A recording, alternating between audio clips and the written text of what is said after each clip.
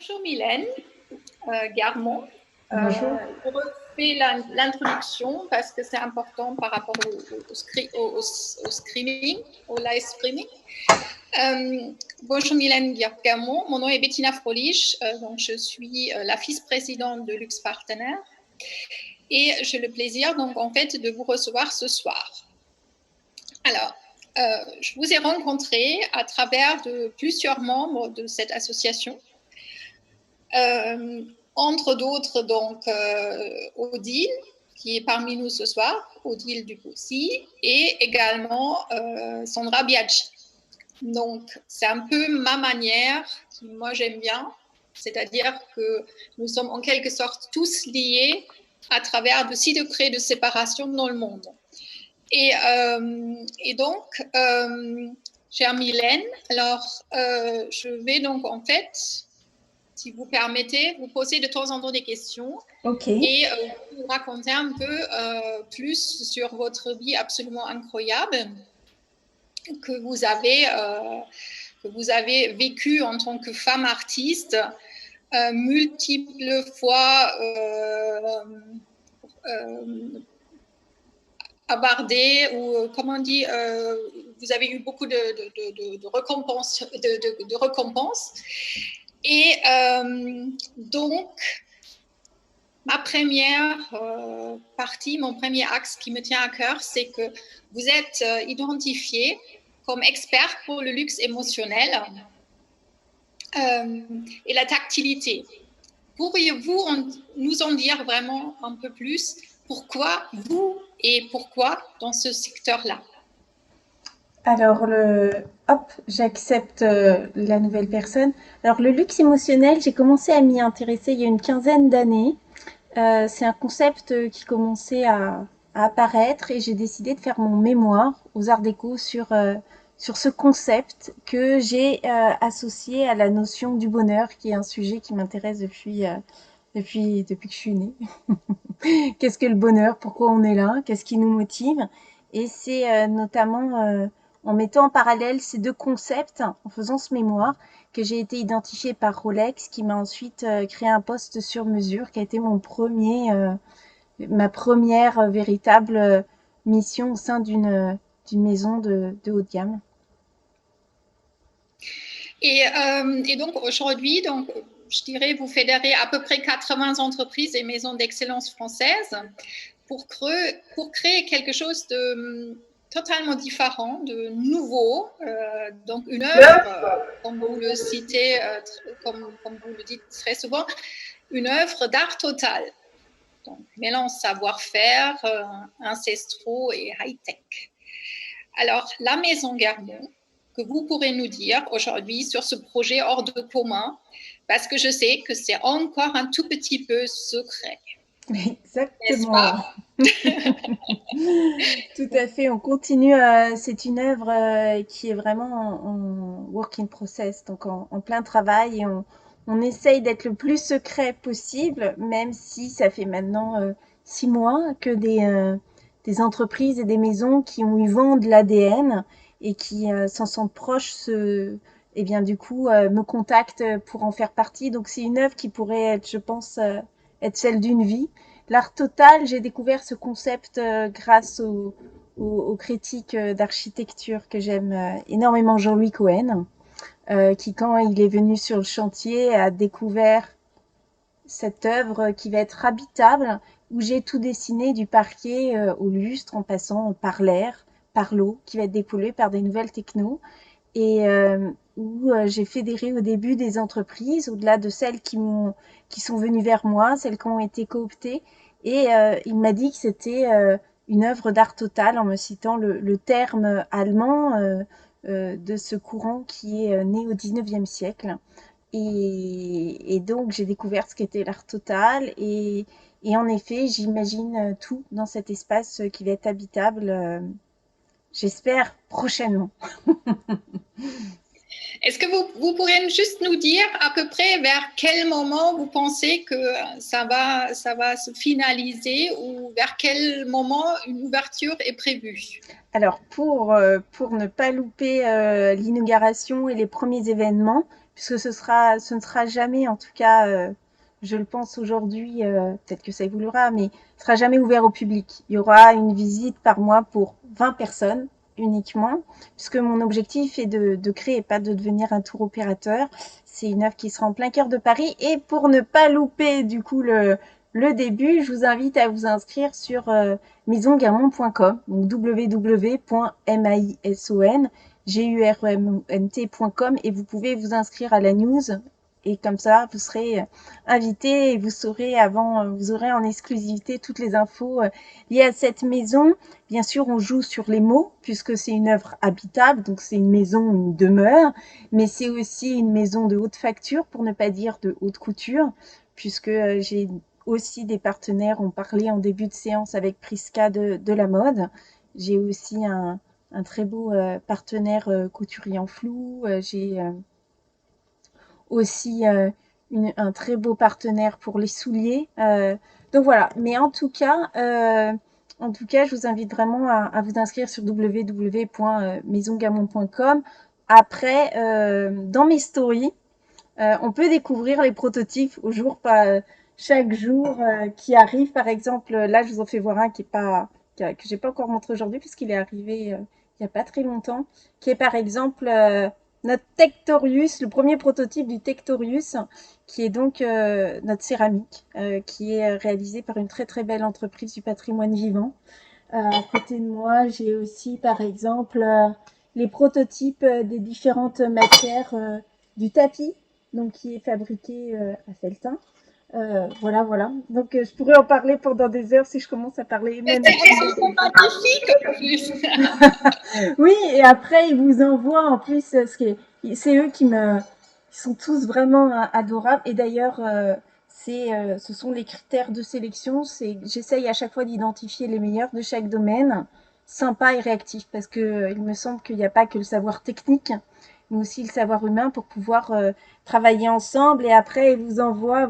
Vous voyez la nuance, elle est faible, hein, mais ils font des bains pour que je sois la plus satisfaite possible. Donc, ce qui se passe aussi avec ce projet, c'est que je demande à mes partenaires leurs souhaits, leur challenge. Et pour certains, c'est assez rare. Et je pense par exemple à notre compagnon du devoir plombier qui m'a demandé d'imaginer une nouvelle bonde. Mais si je commence à monter une bonde, je vais jamais finir l'œuvre. Bon, on va quand même essayer de lui faire plaisir, mais c'est pour dire que c'est une vraie véritable aventure humaine construite à plusieurs, avec toutes ses mains, tous ses talents pour façonner cette maison qui va pas se déployer sur des milliers de kilomètres, hein. C'est vraiment sur 60 mètres carrés, mais tout a été pensé. Et en effet, à l'automne de cette année, il y aura une première ouverture au public sous une forme qui reste encore pour le coup mystère. Comme vous savez, donc en fait, au sein de Luxe Partenaire, il y a aussi un grand nombre de passionnés d'art et aussi d'artisans d'art, donc avec certaines avec des mains en or, mais sur ça, on reviendra plus tard. Est-ce qu'aujourd'hui, pour la maison Guermont, vous cherchez encore peut-être des collaborations avec d'autres artistes, d'autres artisans ou question ouverte? Alors peut-être pour j'ai pensé aux cuillères à confiture, aux assiettes de porcelaine de Limoges, mais pas ouvert. Maintenant que je suis en train de me rafraîchir un petit peu, peut-être que des verres en cristal ça pourrait être chouette. J'avoue que j'ai pensé en effet à certains détails, comme je le disais tout de suite, la cuillère à confiture, la bague, mais j'ai pas pensé à la peinture sur certains murs. On va avoir des cuirs gaufrés, on va avoir des papiers peints à la feuille d'or, on va avoir des choses assez sublimes, mais il y a quelques murs qui vont être peints en plusieurs couleurs. Donc peut-être la peinture aussi. Voilà. Après, je pense vraiment que c'est une œuvre qui pourrait ne jamais se terminer. Là, vraiment, on est en train de préparer la communication et c'est aussi un gros travail par nos partenaires sur ce sujet. Donc, on essaye de, de, de, de, de terminer la liste des partenaires, mais ce serait sans fin parce que je pense que j'ai une curiosité immense et surtout un plaisir inimaginables à découvrir, à challenger et à réussir ensemble tel ou tel défi, qu'il soit technique, qu'il soit administratif, qu'il soit esthétique. Ils sont multiples, les challenges de cette maison. Alors, vous disposez en plus des nombreux brevets et vous innovez tout le temps. Encore un exemple, donc des exemples que vous nous avez fait là lors de cette petite présentation des parts d'un œuvre totale. Alors, lors de notre première rencontre, vous m'avez dit qu'il est magique d'avoir de l'or dans les mains. Mais sans savoir du tout le transformer, ni de partager et rayonner, ça reste seulement de l'or. Alors, j'ai tellement adoré cette citation que je me suis dit, bon, il faut que je vous creuse encore un peu et peut-être vous pourrez raconter un peu plus à tous nos participants ce soir à quoi vous faites allusion et surtout peut-être aussi où vous voyez-vous votre main dorée. Alors, oui, c'est vrai, si je vous ai dit ça, c'était lié à mes convictions profondes et aussi à ce qui me motive. Et ce qui me motive aussi dans cette nouvelle œuvre d'art total, c'est de montrer qu'il y a des talents absolument euh, partout, et notamment en France, on en a beaucoup. Certains sont dans l'ombre et mon idée, c'est de les mettre tous encore plus en lumière, que ce soit notre maçon, notre plombier, notre dentelière, notre doreur. C'est vraiment ce souhait-là. Et, euh, et là encore, je pense du coup puisque on est aujourd'hui avec Global Luxus, je pense à une citation de Saint-Exupéry qui disait que le luxe véritable, c'était peut-être la relation humaine. Eh bien, je pense que pour moi, c'est vraiment ça. C'est ça qui me plaît, c'est avec les autres. Alors, dès le départ, mes premières œuvres en béton polysensoriel, donc quand vous les touchez, elles font le bruit de la mer, par exemple, pour ces œuvres qui datent de 2006. L'autre est là, puisque c'est le public que j'invite à jouer, à vivre avec les œuvres.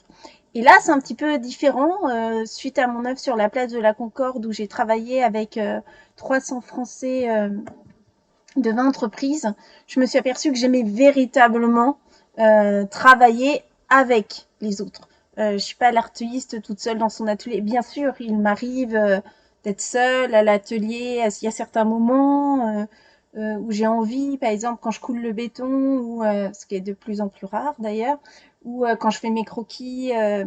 Mais c'est vrai que le fait d'être à plusieurs, de pouvoir partager ce moment de la création, et puis aussi parce que j'ai pas, je ne souhaite pas devenir experte en ébénisterie. En revanche, ça me plaît beaucoup de comprendre le métier de mon partenaire et puis d'essayer d'aller encore plus loin. On vit qu'une fois, donc si c'est pas pour se dépasser et avoir du plaisir ensemble, alors bon, non vraiment c'est l'idée d'avoir de l'or dans les mains. Au-delà du fait, petite anecdote par rapport à ce qu'on s'est dit en tout début de séance, qui est totalement improvisé d'ailleurs par rapport à Rolex. C'est la première fois de ma vie, on m'a mis des lingots dans les mains puisque cette entreprise coule son or en interne. Je pense que vraiment l'or, je le vois d'une manière beaucoup plus vaste. C'est vraiment le talent des autres. Et puis l'innovation, vous en parliez tout à l'heure, l'innovation, elle peut être technique, ça peut être faire l'objet en effet de brevets, hein, de dépôts qui sont liés à la propriété intellectuelle, industrielle, mais aussi ça peut être de l'esthétique, ça peut être des premières, mettre une œuvre près de l'obélisque place de la Concorde, mettre une œuvre sur la partie classée du cimetière du Montparnasse. Voilà, c'est ça qui me plaît, je suis une femme de challenge, c'est la nouveauté, et puis l'autre. Alors, moi, j'ai été très touchée ces derniers temps parce qu'il y a un grand, un personnage, Christo, qui nous a quittés. Donc, il est mondialement reconnu pour ses œuvres monumentales. Alors, vous, en tant que femme. Donc, je trouve ça extrêmement génial. Vous avez réalisé plusieurs œuvres également monumentales. Est-ce que c'est un axe que vous allez continuer à exploiter Alors là, il y a peut-être deux choses pour avancer dans la discussion. Déjà, je suis très admiratrice du travail de Christo, vraiment. Il a fait des choses nouvelles. Et rien qu'en ça, je trouve ça intéressant. De sa ténacité pour avoir les autorisations. Pour passer par là, je sais que ça peut être très difficile. Au-delà de ça, si j'ai fait des œuvres monumentales, par exemple Phare, Place de la Concorde, c'est que mon souhait, c'était ce dialogue Orient-Occident, ce dialogue avec l'obélisque. Donc, il fallait arriver à une taille de dialogue. C'est pour ça qu'on est arrivé à ces 30 mètres de haut. Quand on crée avec les pyramidions ce dialogue sur des milliers de kilomètres, puisque la petite pyramidion Twin à Londres, dialogue en direct avec celle de Paris, euh, eh bien, c'est parce que mon souhait, c'était de faire dialoguer ces deux pays en pleine annonce du Brexit. Donc, j'allais dire la taille, puisque monumental, souvent on l'associe au gigantesque. C'est vraiment, ça suit en fait l'envie. Mon souhait, c'est pas de faire du gros, du grand. Non, mon souhait, c'est d'abord le concept que je veux traduire, et puis après, selon les besoins, ça s'étend sur des milliers de kilomètres, c'est grand, ça nécessite des centaines d'hommes. Mais là encore, peut-être le terme monumental nécessite aussi peut-être une autre précision, c'est que monumental, sauf si je me trompe, vient de monument. Euh, et on peut penser qu'un monument, c'est grand. Euh, mais quand on regarde, par exemple, celui que j'ai proposé et qui est installé aujourd'hui de manière pérenne sur les plages du débarquement, dans la brèche du Tabiche, donc la première ouverture du mur de l'Atlantique, volontairement, je l'ai voulu à taille humaine. Les gens peuvent poser leurs mains dedans, ils se prennent en photo volontairement. Mais il se trouve que tous les monuments autour sont très très grands et qu'il y avait une certaine surenchère et moi je ne voulais pas rentrer dans cette surenchère du grand, du viril, non, au contraire. Donc j'allais dire la question du monumental reste ouverte. Je pense que là j'ai ouvert deux voies, deux brèches qui peuvent nourrir d'autres réflexions et d'autres discussions à la fin si vous le souhaitez. Mais surtout parce qu'il est vrai que aussi, bon, si on a fait la petite parenthèse et le parallèle avec Christo, il était quand même mono-matériaux. Et ce n'est pas votre cas du tout, vous innovez régulièrement. Et donc, en plus, vos œuvres sont tous connectées. Et donc, je trouve ça assez impressionnant. Pourquoi vos œuvres sont connectées? Est-ce pour dialoguer avec le monde? Et quel est votre message? Alors ça, mon message peut-être c'est le dernier notre dernier post, You Like Me. Je pense que c'est les autres qui m'éclairent et qu'on peut s'éclairer de manière réciproque et que sans l'autre on peut pas vraiment avancer. En tout cas, moi je n'avance qu'avec les autres. C'est ça qui me motive. Euh, Après, comme j'ai dit tout à l'heure, c'est vraiment dès mes premières œuvres, l'autre était là, fallait toucher mes pièces. Dès mes premières œuvres, on est dans un souci d'économie de matière. J'ai choisi ce béton ultra haute performance parce qu'il est hyper fin, 10 fois plus solide qu'un béton classique, donc j'en mets moins, il est hyper doux. Là, après, avec la pyramide, je suis passée sur une autre matière parce que faire une pyramide de béton, ça n'avait pas de sens pour moi. Là, avec la maison Guermont, je découvre plein d'autres matériaux, donc nouveau challenge. Et c'est ça qui me plaît, c'est aussi d'inventer quelque chose de nouveau à chaque fois, même si ma dernière œuvre et ce mur sirène en béton polysensoriel bleu que j'ai installé justement à Monaco, chez une collectionneuse, donc pas très loin de chez vous, Bettina.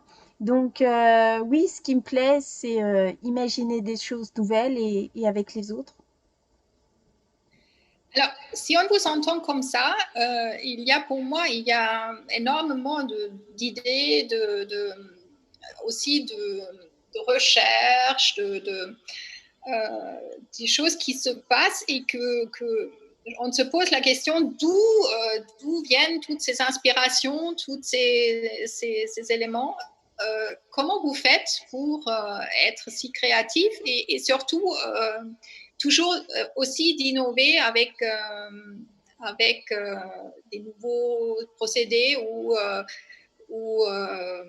des brevets ou tout simplement avec de la collaboration et la manière, si j'ai bien compris, comme vous poussez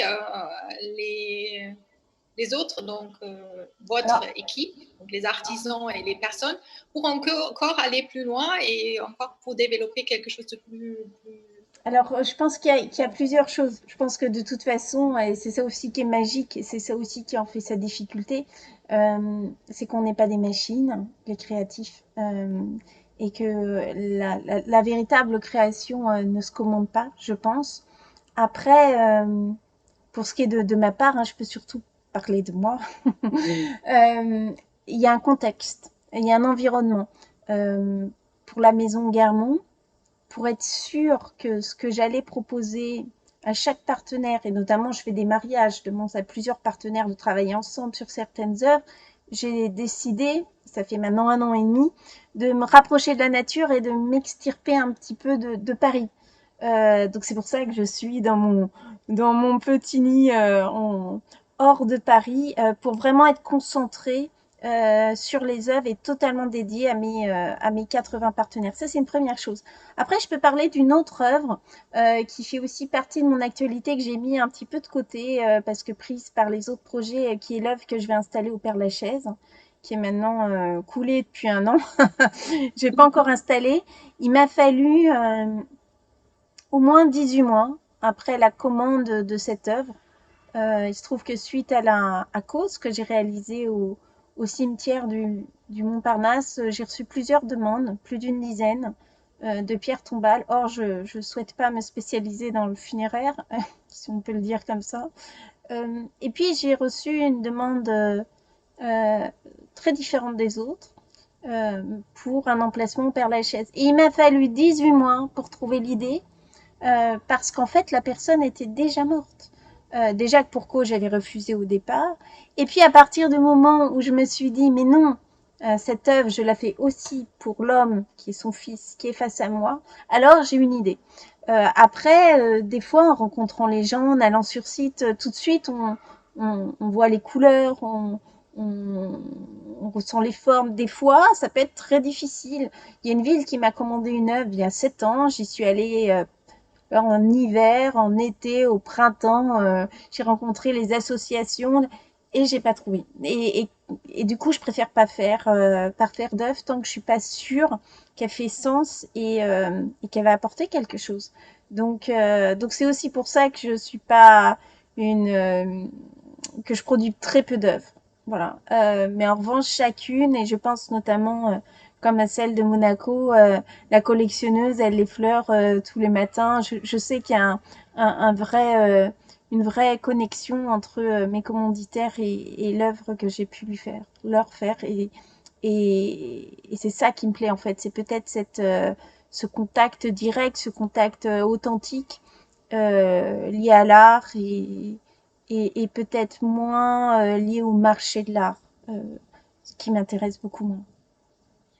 Est-ce que vous voulez peut-être, parce qu'au début, nous avons fait quelques tests techniques, parce que comme on peut organiser 10 millions de webinaires et de conférences et des lives et tout ce qu'on veut, il y a toujours la petite nuance de la technique qui peut nous jouer des tours. Est-ce que vous voulez nous montrer peut-être à ce stade de notre interview peut-être quelques images pour que nos convives vont beaucoup mieux comprendre de quoi vous parlez directement, ou est-ce que Oui, oui, ça vous... oui. Alors on va essayer parce qu'on a vu que tout à l'heure le son ne marchait pas. Les vidéos que je vais vous montrer, là je pense à deux. Bah, peut-être celle de Monaco et puis peut-être Pyramidion, puisque on a développé pendant le confinement You Liked Me.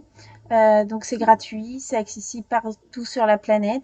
Vous tapez www.youlikeme, vous m'écrirez donc youlightme.com et vous pouvez envoyer des cartes lumineuses et surtout des cartes de Pyramidion qui s'allument au rythme de votre battement de cœur. Donc je vous propose de vous montrer cette première vidéo. Alors je vais aller sur mon ordi. Et on n'aura pas le son, mais pour le son, vous pourrez retrouver Peut-être vous pourrez nous dire quelques mots si on n'a pas le son, comme ça c'est beaucoup plus compréhensible. Mais moi j'avais cru voir certaines la tactilité ou le mouvement de certaines œuvres. Oui, on peut faire ça aussi. Alors, je vais partager avec vous mon écran. Partager, il veut pas. Alors, on va réessayer. Hop. Et ça ne marche pas. Donc, on va essayer une autre vidéo, puisque celle-ci... Alors, je vais essayer, par exemple, Sirène, du coup, de Monaco. Hop là! C'est parti. Alors, je vais essayer de partager avec vous. Partager l'écran. Cette fois-ci, ça marche. Alors,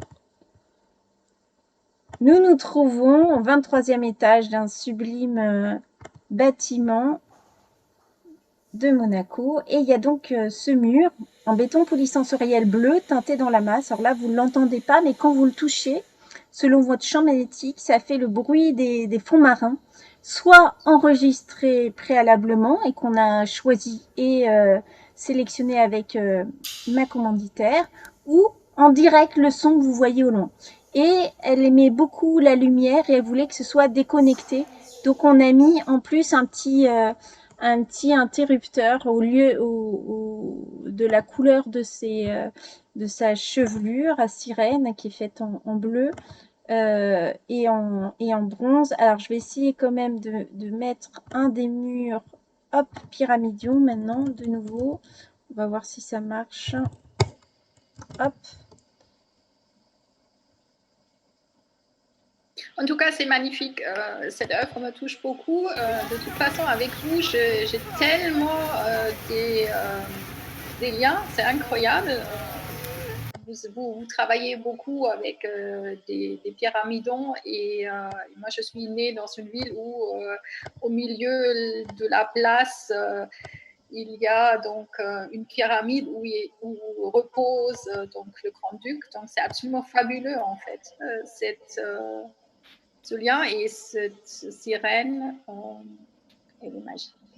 Après, Bettina, vous vouliez parler de l'actualité et des gouvernances dans les entreprises de luxe. Oui, alors je moi, crois je que c'était voulais vous, votre toute effectivement, dernière question. je voulais vous encore poser des questions, une question qui me semble également, qui me tient à cœur. Donc, par rapport à la gouvernance donc, des groupes de luxe, que pensez-vous? Ces derniers temps, comme on a pu lire dans la presse spécialisée, il y a de plus en plus des personnes qui rentrent, qui sont atypiques, entre guillemets.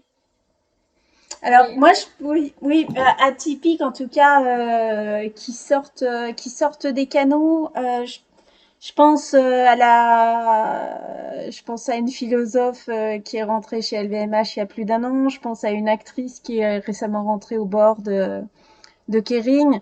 Ça me semble tellement naturel. Comment dire? Euh, Surtout pour des entreprises où on doit être sensible aux signaux du monde entier, où on est dans la prospective. On a besoin de palper autrement le monde et de s'entourer de sensibles, voire d'ultra sensibles. Donc ça me semble tout à fait juste, au-delà même de tout ce qu'on a pu vivre aujourd'hui, où toutes les entreprises sont de fait, je pense, obligées de repenser à leur position par rapport à la société et par rapport à l'avenir. Après, en tant que femme ingénieure aussi, hein, puisque je suis diplômée des arts déco, mais aussi ingénieure et que j'ai le grand plaisir et la joie de représenter l'ensemble des ingénieurs français à l'international, donc 1 million de Français, notamment à la WIFIO de l'UNESCO.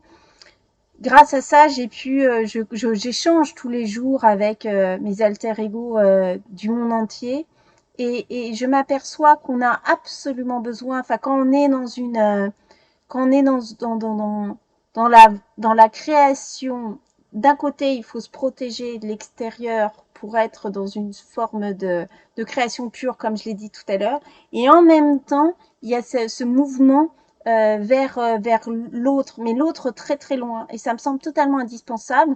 Et grâce à ces connexions à des ingénieurs, j'ai pu bénéficier d'une formation où il y a 8 femmes ingénieures qui ont pu être formées pour être administratrices indépendantes. La volonté étant qu'on ait un petit peu plus d'ingénieurs au sein de nos gouvernances. Et à travers cette formation, je me suis aperçue bien sûr que j'avais pas forcément les mêmes réponses que les autres. Et je me suis aperçue que peut-être je pouvais apporter à l'entreprise, moi qui aime tellement travailler avec ces entreprises et les faire grandir, peut-être aussi là, ça peut être une façon, euh, oui, de partager, de faire grandir autrement. Bien sûr, ça pourra jamais être plus de 2 boards parce que ma carrière en tant qu'artiste plus honorary philo et depuis quelques jours, je suis Eisenhower Philo, donc ça c'est aussi très très chouette. Donc ça va nécessiter aussi un peu plus de temps, mais aussi encore une plus grande ouverture à l'international. Donc pour que tout pour que je puisse tout faire très bien et en même temps, je pense que je peux encore plus apporter à un board en ayant encore plus d'attaches à haut niveau à l'étranger. Je pense que tout peut trouver un équilibre à partir du moment où on essaye d'être entier, authentique. Peut-être on pourrait finir par ce mot-là, puisque vous me demandez tout à l'heure c'est quoi votre message. Au-delà de You Like Me, donc vraiment je me dirige vers l'extérieur, c'est peut-être l'authenticité et bien sûr le toucher. Moi qui ne travaille qu'avec la tactilité, bien évidemment, je pense qu'il va y avoir un retour encore plus fort du toucher. Déjà, je disais un retour à la matière il y a 10 ans, alors qu'on parlait de digitalisation à tout va. Je pense très sincèrement qu'on a besoin euh, de toucher et d'être touché. Peut-être aussi de vibrer. Oui, bien sûr, Mhm. bien sûr. Alors, moi, je voulais donc en fait poser la question, est-ce que quelqu'un parmi des invités aujourd'hui et, a une question? Et si c'est le cas, est-ce que Nicolas, tu peux donc nous aider dans cette démarche-là? Euh, Est-ce qu'il y a des questions?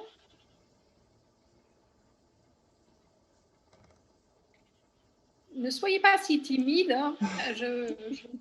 En fait, c'est toujours ça la problématique. C'est pour cette raison que je pose plein de questions pour que, effectivement, après, nous sommes dans cette situation-là.